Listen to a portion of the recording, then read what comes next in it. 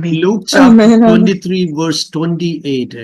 യേശു തിരിഞ്ഞ് അവരെ നോക്കി, യെരൂശലേം പുത്രിമാരെ, എന്നെ ചൊല്ലി കരയേണ്ട, നിങ്ങളെയും നിങ്ങളുടെ മക്കളെയും ചൊല്ലി കരവീൻ. So, കരയുന്ന കണ്ണും സ്നേഹിക്കുന്ന ഹൃദയവും വിമർശിക്കാത്ത മനസ്സും ഉള്ള ഒരു അമ്മയ്ക്ക് മാത്രമേ മക്കളെ ദൈവത്തിലേക്ക് നയിക്കാൻ കഴിയൂ. കരയുന്ന ഒരു കണ്ണും സ്നേഹിക്കുന്ന ഹൃദയവും വിമർശിക്കാത്ത മനസ്സുമുള്ള അപ്പന് മാത്രമേ മക്കളെ ചേർത്ത് പിടിക്കാൻ കഴിയൂ. നമ്മുടെ പാപങ്ങൾക്ക് തക്കവണ്ണം കർത്താവ് നമ്മളോട് ചെയ്തിട്ടില്ല. Love your children. നിങ്ങളുടെ അയൽവാസികളും നിങ്ങളുടെ ചർച്ചിലുള്ളവരും നിങ്ങളുടെ ഇടവകയിലുള്ളവരും ഒക്കെ നിങ്ങളുടെ കുഞ്ഞുങ്ങളെ ഒരുപക്ഷെ അവരുടെ പ്രസന്റ് സിറ്റുവേഷൻ കണ്ട് അപമാനിക്കുകയോ അലക്ഷ്യമായി കാണുകയോ ഒറ്റപ്പെടുത്തുകയോ പരിഹസിക്കുകയോ ഒക്കെ ചെയ്തു.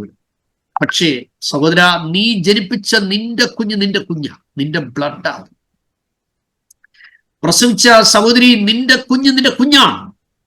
ലോകം എന്ത് പറഞ്ഞാലും നീ അവരെ ദൈവസന്നിധിയിൽ ചേർത്ത് പിടിച്ചേ പറ്റും. എത്ര ചേറ്റ് കണ്ടത്തിന്റെ ആഴത്തിൽ നിന്റെ കുഞ്ഞ് കിടന്നാലും ദൈവഗുരുയുടെ സ്നേഹത്തിന്റെ കൈ കൊണ്ട് നീ വലിച്ചു കയറ്റണം. അതിനെത്ര പേ ചെയ്യേണ്ടി വന്നാലും നീ പേ ചെയ്യണം. കാരണം ആ കുഞ്ഞിന്റെ നിത്യതയ്ക്ക് വേണ്ടിയാ നീ പേ ചെയ്യും. ഞാനങ്ങനെ ചെയ്തിട്ടുണ്ട്. ഇതൊന്നും ഞാൻ കേവലം പ്രീച്ച് ചെയ്യുന്ന ഒരാളല്ല. Praise God, praise God. അതുകൊണ്ട് അതുപോലെ വില ഞാൻ എൻ്റെ കുഞ്ഞുങ്ങൾക്ക് കൊടുത്തിട്ടുണ്ട്. അതുപോലെ ഇയേഴ്സ് ഫാസ്റ്റ് ചെയ്തിട്ടുണ്ട്.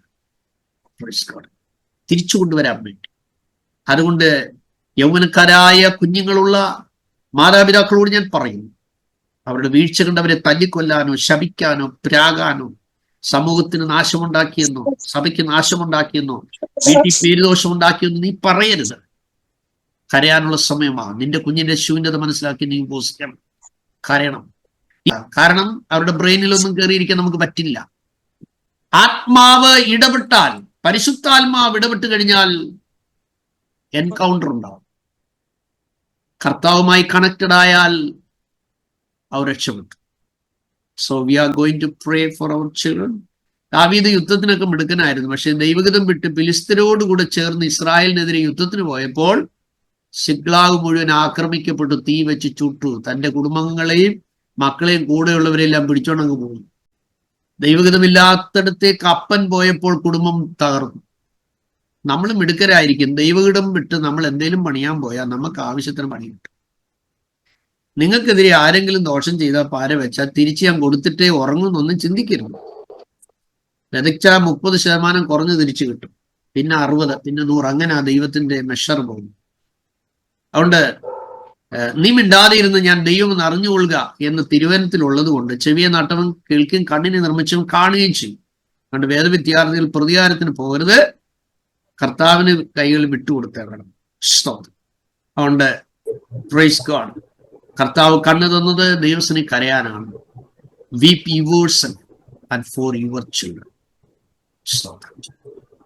നമ്മളെ ഓർത്ത് കരയാനും നമ്മുടെ കുഞ്ഞുങ്ങൾക്ക് വേണ്ടി കരയാനും സ്തോത്രം. ദാവീദ് ബലമില്ലാതാകുമ്പോൾ കരഞ്ഞു.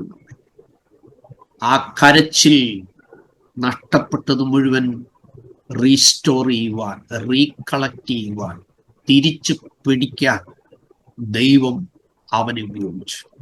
അമാലേക്കിന്റെ മുമ്പാകെ നിൽക്കാൻ കഴിയുന്നവരാരെന്നുള്ള വെല്ലുവിളിയും പഴഞ്ചൊല്ലും ഒക്കെ അപ്പുറത്ത് കിടപ്പുണ്ട്. Need not to worry. Praise God. നഷ്ടപ്പെട്ടു പോയ നിന്റെ കുഞ്ഞിനെ തിരിച്ചു പിടിക്കാൻ ഈ അഭിഷേകം പരിവർത്തിച്ചാൽ സാധിക്കും. നിന്നോട് മറുതലിച്ച് വെല്ലുവിളിക്കുന്ന നിന്റെ കുഞ്ഞിന്റെ നാവ് രൂപാന്തരത്തിലേക്ക് വരുവാൻ there is no any other shortcut except cry out in the presence of God. ദൈവസന്നിധി കരഞ്ഞാൽ മതി. ദൈവത്തിന്റെ സന്നിധിയിൽ നിന്ന് നിലവിളി എത്തിയാൽ കഷ്ടത കാണുന്ന ദൈവം, നിലവിളി കേൾക്കുന്ന ദൈവം, സങ്കടങ്ങൾ അറിയുന്ന ദൈവം ഇറങ്ങും.